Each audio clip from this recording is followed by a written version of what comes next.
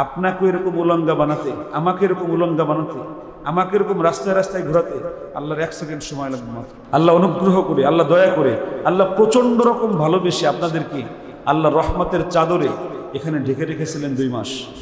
এই ভাইরা কি বলে জানেন? বলে আমুক মা কি কইল, এই শামসুল হক না গেলে আমরা তো আজকে ফাঁসি হয়ে যেতাম। সে তো জজ, আমার ভাই গেছে, জজ দাঁড়াই দিছে, জজ বলতেছে আপনি এই জায়গায় আসছেন, আপনার ভাই। এরপরেও এই অনিশ্চয়তার দুনিয়ায় আমরা মারাত্মকভাবে আল্লাহকে অসন্তুষ্টির কাজগুলো আমরা করে যাচ্ছি। আপনারা বাড়ি গেলে মা কষ্ট পাক, এটা কে কে চান না? একটু হাতটা দেখব, একটু হাত নামান। তা ওই ছেলেটা ওর পরিবার সহ সবাই অ্যাক্সিডেন্ট করেছে, হাসপাতালে আছে, তা ওরা একটু আপনাকে দেখতে চেয়েছে, যদি সুযোগ পান একটু আসেন। আমি কেমন হুজুর তোমরা সবাই জানো, আমি ফোন পেয়েছিলাম মেবি দুপুরে, আমি মাগরিবের পরেই আমি ছুটছি সেই উত্তরায়।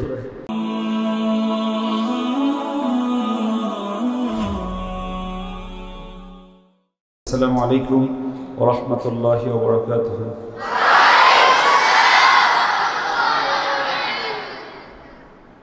এটা হলো আর রায়হান মাদ্রাসার হেফজখানার আওয়াজ হয়েছে।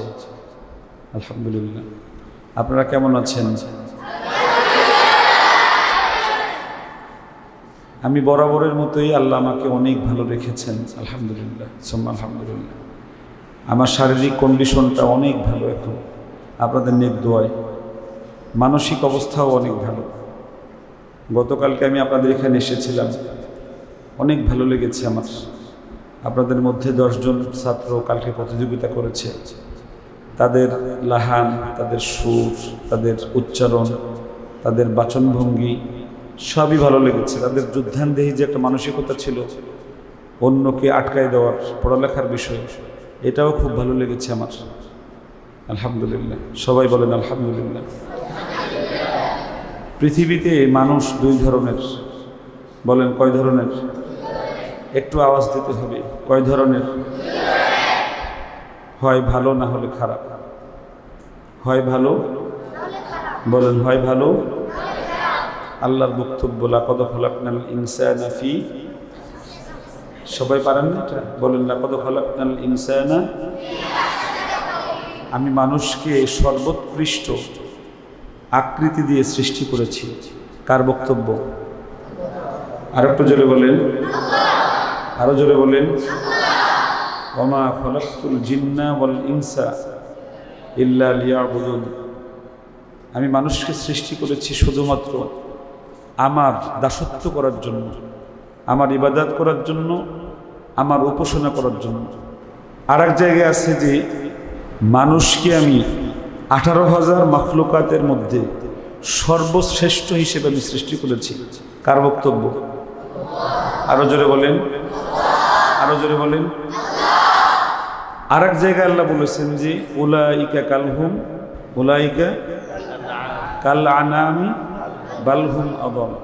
এই মানুষ সম্পর্কে যাদেরকে আল্লাহ বলেছেন যে আমি মানুষকে সর্বশ্রেষ্ঠ করে তৈরি করেছি, এই মানুষকেই আবার আল্লাহ বলেছেন যে যারা খারাপ তারা চতুষ্পদ পশুর চাইতেও নিকৃষ্ট। এখন আসি হলো এই মানুষদের মধ্যে সর্বশ্রেষ্ঠ মানুষ হবে কারা, আশরাফুল মাখলুকাত কারা হবে, সেটা রাসূলুল্লাহ বলেছেন খায়রুকুম মান তাআল্লামাল কুরআনা। আবার বলুন খায়রুকুম মান তাআল্লামাল কুরআনা। এটার অর্থ আপনারা সবাই জানেন। রাসূলুল্লাহ বলেছেন তোমাদের মধ্যে সর্বোত্তম সর্বশ্রেষ্ঠ ওই মানুষ যে নিজে কোরআন পড়ে, অপরকে কোরআন পড়ায়। চিৎকার মেরে বলেন আল্লাহু আকবার। আরো জোরে বলেন আল্লাহু আকবার। এই জন্য আমি সবসময় বলি যে আমি পৃথিবীর মধ্যে সুখী কোনো মানুষ যদি থাকে তার মধ্যে আমি অন্যতম একজন মানুষ। কারণ রাসূলুল্লাহর বক্তব্য অনুযায়ী আমি এখন সর্বশ্রেষ্ঠ মানুষের কাতারে আছি। এই সর্বশ্রেষ্ঠ মানুষের কাতারে থেকে কোনোভাবেই আব্বাজান এমন কাজ করা যাবে না যেই কাজ আমাকে উলাইকা কাল আনামি বালহুম আদল এখানে আমাকে নিয়ে যায়। এমন কোনো কাজ করা যাবে না আব্বাজান। আব্বাজান আপনারা এখানে ছিলেন 2 মাস প্রায়, আমাদের অনেক বাবা এখানে এসেছেন 2 মাস আগে রোজার বন্ধের পরে, একবারও আপনারা বাড়ি যাননি, আছে না নাই? জোরে বলেন আছে না নাই? একবারও আপনারা যান নাই। আপনাদের মতো ভালো মানুষ আমাকে দেখান আরেকজন, আমি হলফ করে বলছি আপনাদের মতো ভালো ছেলে আরেকজন দেখান, যে আপনাদের মতো এরকম রাত 3টার সময় উঠে অজু করে নামাজ পড়ে মোনাজাত দিয়ে কোরআন নিয়ে বসে গেছে, আমাকে দেখান। থাকলেই পৃথিবীতে নেই, এই টোটাল পৃথিবীতে দেখাতে পারবেন না যে আপনাদের মতো এত ভালো এত ভালো এত ভালো এত ভালো মানুষ এই পৃথিবীতে আছে। যার সকাল শুরু হয়, যার সকাল শুরু হয়েছে, যার সূর্য ওঠার আগে, এই যে আমাদের বাবাকে শিখাইছি যে আমার আগে সূর্য উঠতে পারে না, আপনাদের আগে গত 2 মাস এখানে সূর্য উঠতে পারে নাই, পেরেছে? একটা আওয়াজ দিয়ে বলেন পেরেছে, আরো জোরে বলেন পেরেছে।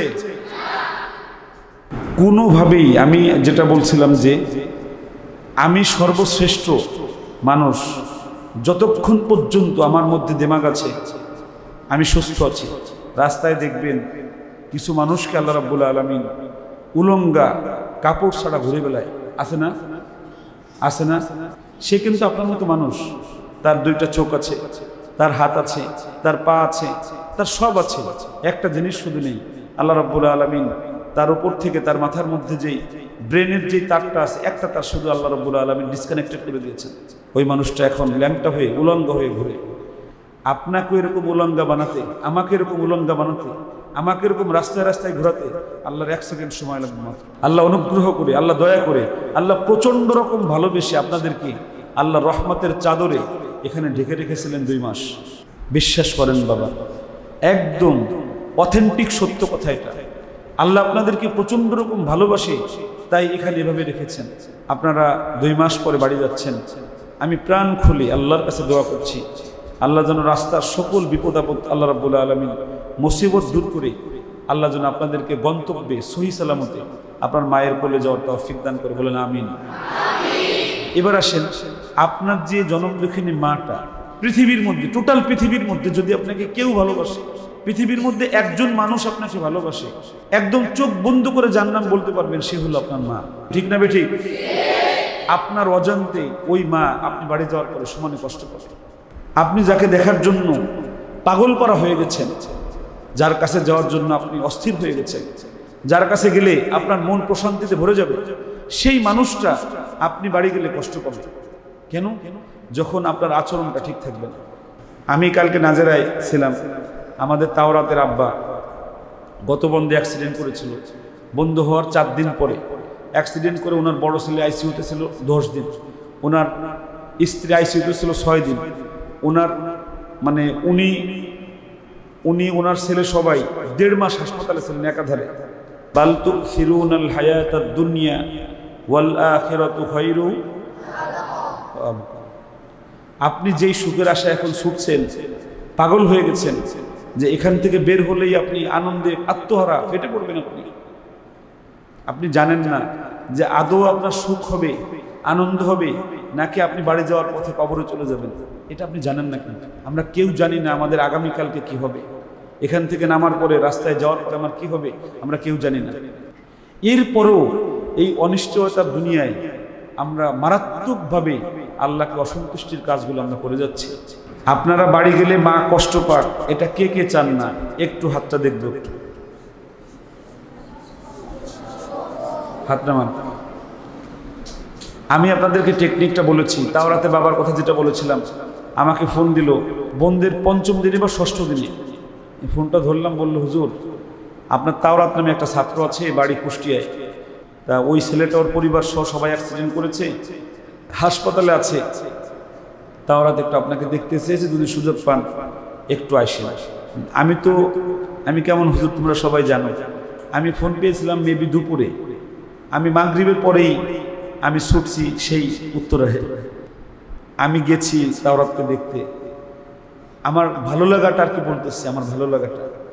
তাওরাতের আব্বা আমাকে দেখে যেভাবে কান্নাকাটি করেছে, এই পুরো কান্নাকাটির মধ্যে তার একটা উক্তি ছিল, উস্তাদ আমি হতভম্ব হয়ে গেছি। উনি কিন্তু এই কি বলে এটাকে আকিস গ্রুপের কি জন্য এক্সিকিউটিভ অফিসার আর কি, বড় ধরনের অফিসার আর কি, ওনাকে এটা থেকে গাড়ি দিয়েছে, বাড়ি দিয়েছে, অনেক কিছু দিয়েছে। উনি বলতেছে যে হুজুর আমার ছেলেটা আপনার মাদ্রাসায় যাওয়ার পরে 2 বন্ধে আমার বাড়ি আসছে, আমি পাগল হয়ে গেছি যে আমার ছেলেটা আমাকে এসে নিজে আমাকে আমার কোরআন বিশুদ্ধ করাই দিয়েছে আমাকে। আর একটা কথা বলছে যে অ্যাক্সিডেন্ট করছি যেদিন, এই দিন রাত্র 3টার সময় আমার তাওরাত আমাকে ডেকে তুলছে, আমাকে ডেকে তুলে ওর মাকে ডেকেছে, আমাদেরকে নিয়ে তাহাজ্জুদের নামাজ পড়েছে। ওর বাবা বলতেছে যে আমার কাছে মনে হয় যে এই যে বিগত 5 দিন একাধারে তাহাজ্জুদ পড়েছে আমাদেরকে নিয়ে, এই তাহাজ্জুদ পড়ার কারণে আল্লাহ আমাদেরকে আজকে বাঁচায় রাখছে, তা না হলে অটো ট্রাকের সঙ্গে মুখোমুখি সংঘর্ষ, আমরা অটোতে ছিলাম, আমরা বেঁচে থাকার কোনো কথা না। প্রিয় বাবা, আপনি আপনার পরিবারের সুখের কারণ, যদি আপনি আপনার বাবার এই কাজটা আপনি বাড়ি যে করেন, 5 ওয়াক্ত নামাজ আর তাহাজ্জুদ পড়বেন, পারবেন ইনশাআল্লাহ? পারবেন ইনশাআল্লাহ? চক্ষু শীতলকারী সন্তান আপনি হবেন যদি আপনি, আমরা যা বলেছি, এই উস্তাদ বলেছেন, হাফিজ জি হুজুর রহমতুল্লাহ আলাইহির বক্তব্য দিয়েছেন, আপনাদের শহীদ সাহেব বলেছেন, এই লতিফ সাহেব বলেছেন, আপনাদের জুবাইর সাহেব এর আগে বলেছেন, আপনাদের নেগরান উস্তাদগুলো আপনাদেরকে বলেছেন, প্রত্যেকে বলেছেন, যদি আপনারা এই কথাগুলো, হাফিজ জি হুজুর রহমতুল্লাহের সম্পর্কে আপনাদের ধারণা নেই, ছোট মানুষ তো আপনারা চিনেন না ওনাকে, আমিও দেখি নাই, কিন্তু ওনার এত নাম শুনেছি মনে হচ্ছে উনি আমার সামনে দাঁড়ানো, ওনার আলোচনা আমরা এত শুনেছি মনে হয় যে হাফিজ জি হুজুরের চেহারাটা এরকম আমাদের স্বপ্নে ভাসে এই মানুষগুলো। আমি একজন মানুষের একটা গল্প শোনাই, 5 শেষ হয়ে 6 পড়েছে, এই 5 শেষ হয়ে 6 মানুষটা উনি বাজামাত নামাজ পড়েন, এই বাচ্চাটা এরকম মাদ্রাসায় না, এটা বলতেছে আজ থেকে 100 বছর আগের কথা বলতেছি, নট অনলি এখন, 100 বছর আগের কথা বলতেছি, তখন মাইক প্রথা কম ছিল, উনি বাজামাত মসজিদে নামাজ পড়তেন। এই 5 বাচ্চাটা, ওনার মা একদিন ইচ্ছা করে এই বাচ্চাটাকে ফজরের নামাজে ডাকে নেয়, সূর্য ওঠার পরে ঘুম ভেঙেছে, সূর্য দেখি এই বাচ্চাটা পাগল হয়ে গেছে, আম্মু আমাকে কেন ডাকো না?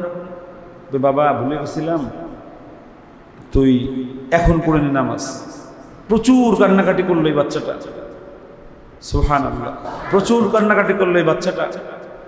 পরে এই বাচ্চাটা কি বলতেছে জানেন? এই বাচ্চাটা বলতেছে, আম্মু আমি যে ওয়াক্ত মতো নামাজ পড়তে পারলাম না, এটার সাজা হলো আজকে আমার, আমি সকাল থেকে নিয়ে রাত 10টা পর্যন্ত কোনো খাবার খাবো না। সুবহানাল্লাহ, জোরে বলেন সুবহানাল্লাহ। এই সে নিজে বলতেছে এটা আমার সাজা। এখন তো মা তো পাগল হয়ে গেছে, মা কোথায় বাজান, আমার কোনোদিন আর এই ভুল হবে না, এই জীবনে আর কোনোদিন ভুল হবে না, তোমারে আমি ডেকে দেবই, দয়া করে বাবা এই সাজা তুমি নিও না, তুমি ভাত খাও। পরে যখন মারাত্মকভাবে ওয়াদা করছে, পরে এই 6 বছরের বাচ্চাটা ভাত খেয়েছে। এই বাচ্চাটা বড় হয়ে তার নাম কি হয়েছে জানেন? আল্লামা শামসুল হক ফরিদপুরি রহমতুল্লাহ। এই 6 বছরের বাচ্চাটা কিন্তু আল্লামা শামসুল হক ফরিদপুরি রহমতুল্লাহ, উনি 200 কিতাব লিখেছেন, 200, বলেন আল্লাহু আকবার। ওনার মা বলেন আমার শামসুল হক কত বড় আল্লাহর প্রিয় বান্দা ছিল, আমি আগে বুঝতাম না। আমার ছেলে আমার শামসুল হক পড়ালেখা শেষ করে আসলো, ওর ভাইরা একটা মামলায় পড়লো, আমি তখন হলো ফরিদপুর ডিভিশনে ছিল, কোর্ট ছিল, গোপালগঞ্জ জেলায় ফরিদপুর এসে কোর্ট করতে হতো, 2 দিন 3 দিন সময় লাগতো হাইটে আসতে, ফরিদপুর আসতে আমাদের 100-150 কিলোমিটার পথ। যেদিন কোর্ট ওই দিন সকালে উনি ঘুমাই রয়েছে, তা উনি হলো পরিবারের সবচেয়ে শিক্ষিত সন্তান। তা মা অনেক আগে থেকেই বলছে যে মানে তুই একটু যা, তোর ভাইদের এই অবস্থা, এই মামলাটায় কি হবে। তা উনি ওই দিন সকালেও ঘুমাই রয়েছে ল্যাপ করে দিয়ে, এটা ওনার জীবনের মধ্যে আছে, আপনারা শুনলে ভালো লাগবে আপনাদের। হুজুরের মা খুব তিরস্কার করতেছে, তুই কেমন ছেলে, কেমন ভাই, তোর ভাইরা এদিকে মামলায় থানায় এরকমই হয়েছে, আর তুই এরা ঘুমাই রয়েছিস, এমন অনেক কথা কইছে। জোহরের আজানের আগে হুজুর নামাজ পড়ে ঘরে আসছে, তা ভাত দেবে, হুজুরের মা এই কথা কইতেছে, খালি তোর বাইরে ওদিকে ফাঁসির আসামি, আর তুই এই জায়গায় আরামে খাইতেছ, হুজুর কোনো কথা কয় না। এই বাইরে আইছে পরের দিন, আইসে তো হুজুর রে মাথায় করে নাচতেছে, মা তো আর বুঝতেছে না। মা কইছে যে হ্যাঁ রে আবার নাচতাছিস কেন?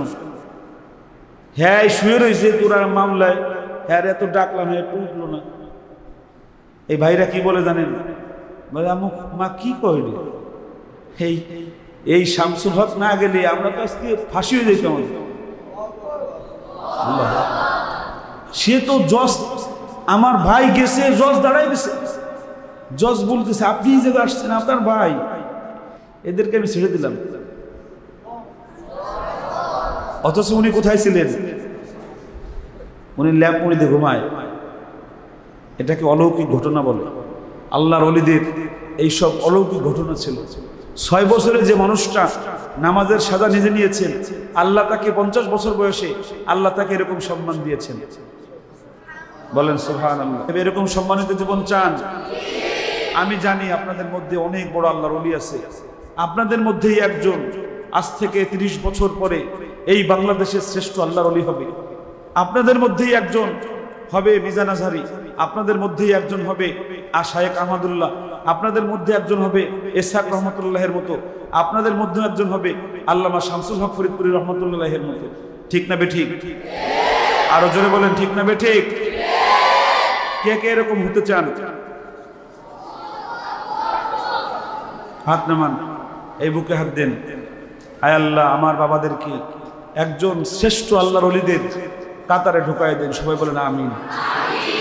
আমি আপনাদের কাছে দোয়া চাই, আল্লাহ যেন আমাকে যতদিন বেঁচে আছি, বাবার আমার দিকে দেখেন, যতদিন বেঁচে আছি আল্লাহ যেন আমাকে গুণামুক্ত জীবন দেয়। সকলে বলেন আমিন। আপনারা কি এই দোয়াটার মধ্যে থাকতে চান? আল্লাহ আপনাদেরকেও গুণামুক্ত জীবন দান করুন। সকলে বলেন আমিন।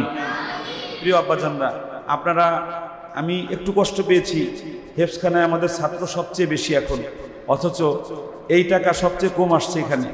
আমি কাল কোরআনেতে গেছি, মহিলা শাখায় গেছি, 2টা বান্ডিল নিয়ে গেছি, এই টাকার 2টা বান্ডিল নিয়ে গেছি 100 টাকার।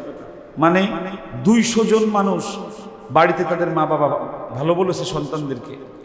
আমাদের নুরানি শাখায় 1.5টা বান্ডিল নিয়ে গেছি 100 টাকার, 1.5 বান্ডিল মানে 150 বাচ্চা তাহাজ্জুদ পড়েছে, 5 ওয়াক্ত নামাজ পড়েছে। ওই ছোট বাচ্চারা, এখন আপনাদের কাছে কাকতালীয় মনে হতে পারে ছোট বাচ্চারা আমাকে বেশি ভালোবাসে, আপনারা মনে হয় একটু কম ভালোবাসেন, এজন্য আপনারা কথা একটু কম শুনছেন হয়তো। তবে আমার বিশ্বাস এবার আপনারা যারা এখানে উপস্থিত আছেন, আপনারা, আমার মনে হয় যে পৃথিবীর শ্রেষ্ঠ মানুষ হওয়ার যে কাজগুলো বাড়ি যে করবেন ইনশাআল্লাহ। আমাদের নুরানির এক বাচ্চা, তার বাবা গত বন্ধে এসে আমাকে বলছে যে হুজুর, আমার ছেলেটা আগে 2টা মাদ্রাসা 3টা মাদ্রাসায় পড়ছে, আমার ছেলে কোনোদিন মাদ্রাসাকে বাড়ি নিয়ে যায় নাই। আমার ছেলে এইখানে পড়ার পরে গত 2 বার আমার ছেলে মাদ্রাসাকে বাড়ি নিয়ে যায়। মাদ্রাসাকে বলেন, মাদ্রাসাকে বাড়ি নিয়ে যায়, মানে মাদ্রাসায় যেই রুটিনে চলেছে, ওই ভদ্রলোক বলতেছে আমার ছেলে যদি হুজুর আর 10 দিন বন্ধ থাকতে পারি, তাহলে আমার মনে হয় যে হুজুর আমি নিয়মিত সারা জীবনের জন্য তাহাজ্জুদ গুজার হয়ে যেতাম। আমার যেই বাবাটা, আপনাদের মধ্যে যার বাবা এই গল্প আমাদেরকে শোনাবে এসে, আমি তো আসলে টাকা, অনেক টাকা দিতে হয়, 100 টাকা পুরস্কার দেবো তাদেরকে। আপনারা 600-এর উপরে ছাত্র আছেন, 100 টাকা করে দিলে 60,000 টাকা হয়। আমি চাই যে আপনারা সবাই আমার কাছ থেকে এই টাকাটা নিন। নিতে পারবেন ইনশাআল্লাহ? তাহাজ্জুদ, শুধু তাহাজ্জুদের নামাজ পড়লে, বাড়ি যেই কয়দিন বাবা মাকে নিয়ে তাহাজ্জুদের নামাজ পড়বেন, আমি 100 টাকা করে, এটা কোনোভাবেই টাকা না। এই যে 100 টাকা আজকে আপনার হাতে দেবো, এটা টাকা না, এটা হলো আপনার সকল উস্তাদদের নেক দোয়া। আপনাকে একটা ভালো দোয়া আপনাকে দিয়ে তারপরে বাড়ি পাঠাচ্ছে আজকে আপনার উস্তাদরা। এটা হলো আপনার উস্তাদের নেক দৃষ্টি, উস্তাদদের ভালোবাসা, উস্তাদের স্নেহ, মমতা আপনার উপরে। এটাকে আপনারা চান না? এরপরে যারা 5 ওয়াক্ত নামাজ পড়বে, সকাল সন্ধ্যা 2 ঘন্টা করে তিলাওয়াত করে, আপনারা আমার চেয়ে ভালো জানেন। বাড়ি যে আপনারা হিফজের ছাত্র, বাড়ি যে আপনারা যদি কোরআন না পড়েন, কোরআন ভুলে যাবেন না ইয়ে থাকবে? জোরে বলেন, ভুলে যাবেন না ইয়ে থাকবে? ভুলে গেলে আপনার লাভ না লস? আমরা সেই কথাটা বলছি। আপনি ঘোরেন, এখানে যেরকম আপনি 14 ঘন্টা পড়ছেন, 14 ঘন্টা কোনো প্রয়োজন নেই, মাত্র 4 ঘন্টা পড়েন, পারবেন ইনশাআল্লাহ? এই কথাগুলো মায়েরা একটু লিখে দিবে, বাবারা আমাকে একটু লিখে দিবে, বা আমাদেরকে এখানে এসে বলবে শিক্ষককে যে আমার ছেলেটা বাড়ি 5 ওয়াক্ত নামাজ পড়েছে আর কোরআন পড়েছে, 100 টাকা পুরস্কার পাবে। কয়শো টাকা? জোরে বলেন 500 টাকা, আরো জোরে বলেন 500 টাকা। আরো পুরস্কার দেব যারা খোলার দিন 16 তারিখ, আপনাদের 16 তারিখ খোলা, 16 তারিখ একটার আগে আসবে তারা 120 টাকার পুরস্কার পাবে। এটা তো আপনারা আসেন, এটা মোটামুটি আমাদের ছাত্ররা প্রায় 70-80% ছাত্ররা চলে আসে আমাদের। এবার আমি চাই যে হেফজোখানাটা ফার্স্ট হোক, মানে ফার্স্ট বলতে হলো যে আপনারা 95% ছাত্র অসুস্থ বাদ দিয়ে আর কি, বা সমস্যা বাদ দিয়ে 95% ছাত্র আপনারা আগে চলে আসতে পারবেন। বাবা আমি কিন্তু বন্ধ 7 দিন দেই নাই, 8 দিন দেই নাই, 5 দিন দেই নাই, আপনাদেরকে পাক্কা 12 দিন মাঝখানে বন্ধ দিচ্ছি, একদম পাক্কা 12 দিন। কয়দিন? 12 দিন। 12 দিন পরে যেই ছাত্রর বাড়ি থাকতে মনে চায় বুঝবেন তাকে শয়তান ওয়াসওয়াসা দিয়ে এই কোরআন থেকে বের করে নিয়ে যেতে চায়। কথা বুঝতে পেরেছেন? আল্লাহ রাব্বুল আলামিন আপনাদের সঠিক সময় মাদ্রাসায় আসার তৌফিক দিন, বলেন আমিন। একটু ছোট্ট সাজার কথা বলি, যারা 1টা থেকে 6টা, 1টা থেকে মাগরিবার আজান আর কি, 1টা থেকে 6টা এর মধ্যে আসবে তাদেরকে আমি কোনো পুরস্কারও দেব না, সাজাও পাবে না। 6টার পরে যারা এখানে ঢুকবে 5000 টাকা জরিমানা দিতে হবে। আমি 2000 টাকার নিচে কিন্তু ছাড়ি না, 2000, 1500, 3000 টাকা কিন্তু দিতে হয়। বাবার কিন্তু কষ্ট হয়। আমি চাই না যে আপনার বাবার কষ্ট হয়, আমি কিন্তু আপনাদের এই টাকা চাই না, কোনোভাবেই চাই না। কিন্তু আল্লাহ জান্নাতের যেখানে আলোচনা আছে ঠিক তার একটু পরেই জাহান্নামের আলোচনা আছে আল্লাহ, এটা মানুষকে দিতে হয়। তো আমি যদি আপনারা 5 ওয়াক্ত নামাজ বা জামাত সকাল সন্ধ্যা কোরআন পড়েন, পিতামাতার কথা শোনেন 100 টাকা, তাহাজ্জুদ পড়লে 100 টাকা, আপনারা সঠিক সময় আসলে 120 টাকা, 320 টাকা। আর একটা আমল আছে, পুরস্কার আছে, নিবেন? এটা নিতে পারবে, তুমি পারবা, অনেকেই পারবে। ছোট্ট একটা আমল, সেটা হলো সূরা ফাতিহা থেকে ফিল পর্যন্ত আমাদের তাওরাত যেটা করেছে সেটা আপনার আব্বু আম্মু, আপনার আবার এই যে তুমি হবে না, কারণ তোমার আব্বু তো কোরআন পড়ে, তোমার আম্মু কোরআন পড়ে, হাফেজরা, বুঝছো? মানে যাদের আব্বু আম্মু হাফেজ তারা বাদ। আব্বু আম্মু, দাদা দাদি, নানা নানি, আব্বু আম্মু, দাদা দাদি, নানা নানি, শ্বশুর শাশুড়ি যদি থাকে আপনাদের।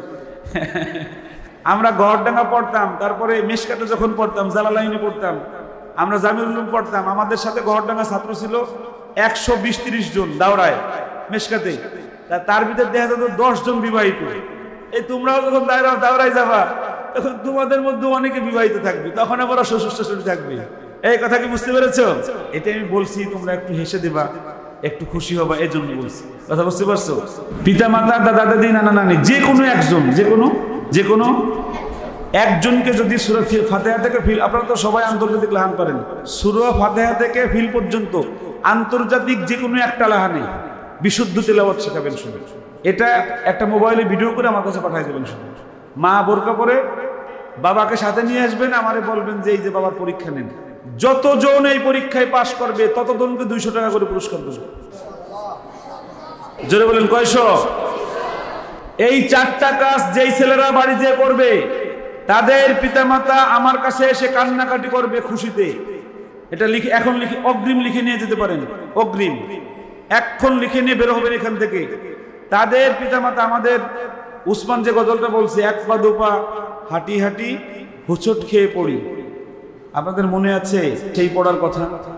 আমার স্ত্রী সন্তান সম্ভবা, মাত্র 1-1.5 মাস হয়েছে, আমি মায়ের কষ্টটা আমি কাছ থেকে দেখি। আমাদের মায়েরা আমাদের জন্য কি ধরনের কষ্ট করেছে আমি একদম কাছ থেকে আমি দেখি। কি যন্ত্রণার পরে, কত কষ্টের পরে একটা সন্তান পৃথিবীর মুখ দেখে, তোমরা কল্পনাও করতে পারবে না। এটা তোমাদের বোঝানোই সম্ভব না বোঝানো। মা কেমন কষ্ট করে, খাবার খেয়েছে মাত্র 2 লোকমা, একদম সাথে সাথে বমি হয়ে সব চলে গেছে, পেটে যা দেশে তার চাইতে আরো বেশি গেছে। একদম পৃথিবীর সব মার এটা হয়, পৃথিবীর প্রত্যেকটা মার। যারা এই যে আমাদের যুবক শিক্ষক বিয়ে করেন, এরাও বুঝবে না, এদেরকেও এটা বোঝান যাবে না, কোনোভাবেই বোঝান যাবে না। মার কষ্টটা আমি একদম কাছে থেকে আমি দেখি কিরকম কষ্ট করে। সুবহানাল্লাহ, সুবহানাল্লাহ। এই মাকে এত কষ্ট করে এই দুনিয়ার মুখ দেখাইছে আমাদেরকে, কষ্ট পাওয়ার জন্য।